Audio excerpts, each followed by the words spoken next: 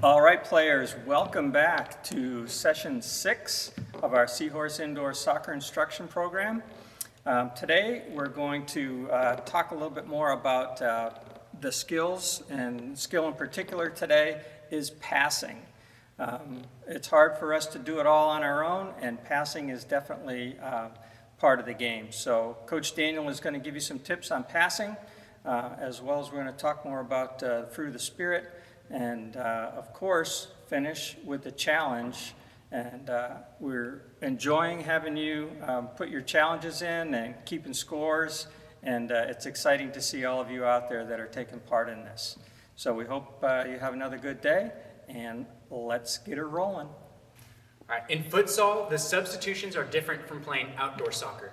When you're playing soccer outdoor, then you have to wait for a stoppage of play for a coach to sub you in. You also have to wait for the referee to let you know when it's time to sub in. In futsal, you can sub on the fly, which means even while play is going, your coach can make a decision to send you into the game while one of your teammates is coming off. For this session, we're going to continue working on passing. Last time we worked on passing and trapping, which we like to call two-touch passes. Today, we're going to work on one-touch passes, meaning that when you receive the ball, you're going to pass it right back to your teammate. So watch as Coach Bill and I, we're going to practice some one-touch passing. Remember, we use the inside of our foot to pass versus shooting where we use our laces.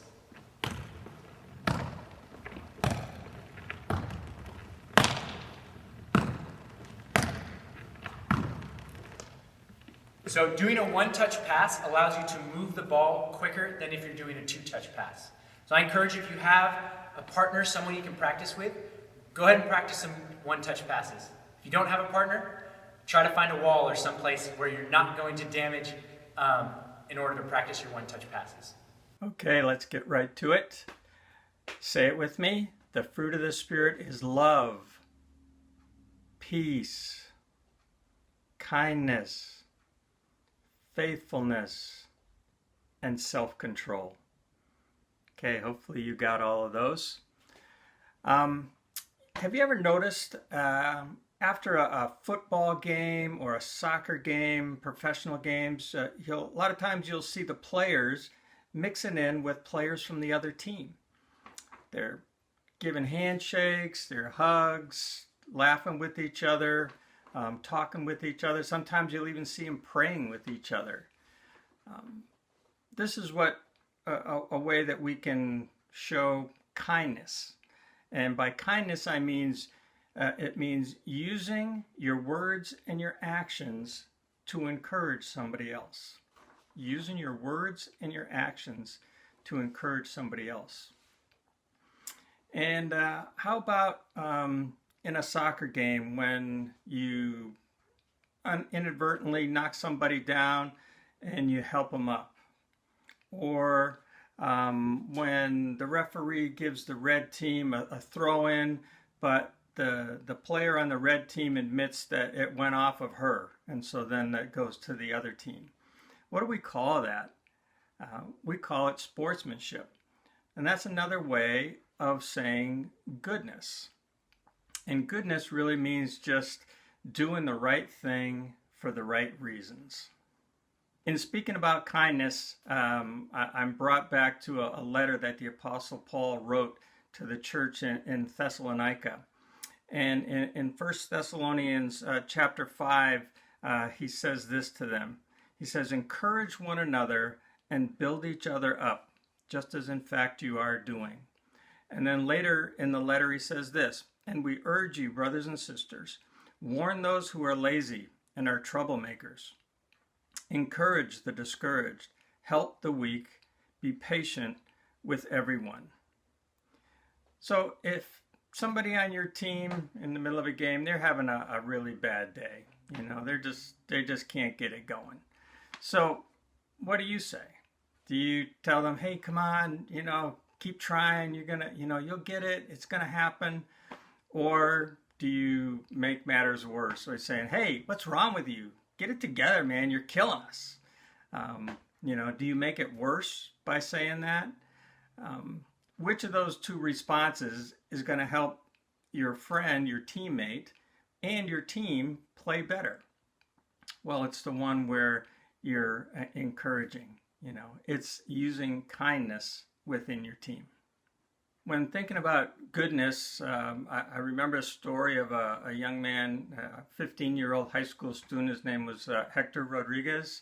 And Hector found an envelope, or he saw an envelope up on top of a Coke machine at school. And he reached up and got the envelope, and there was $120 in the envelope.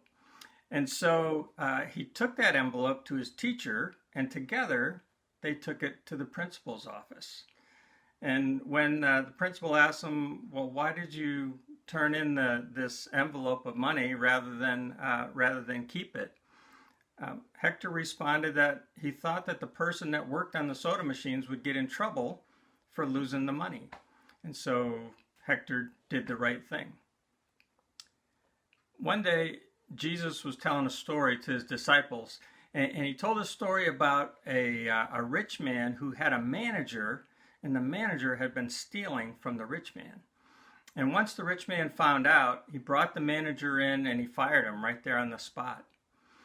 And he tells his disciples, and really kind of what this story means, and he says, if you can be trusted with a little, then you can be trusted with a lot.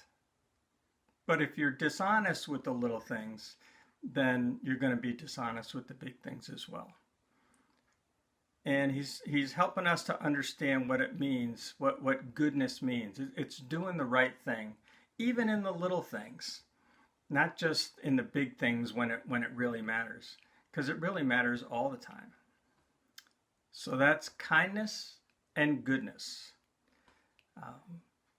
So if you've got the chance today to encourage somebody, to be kind with your words or your actions, to help them along in their day, do it.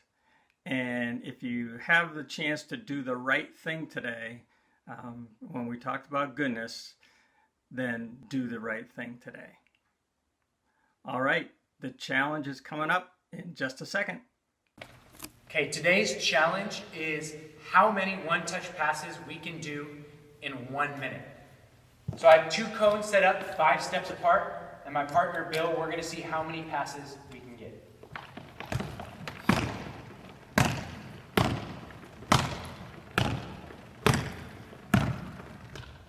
All right, so find a timer, find some space and a partner, and let us know how many one-touch passes you can get.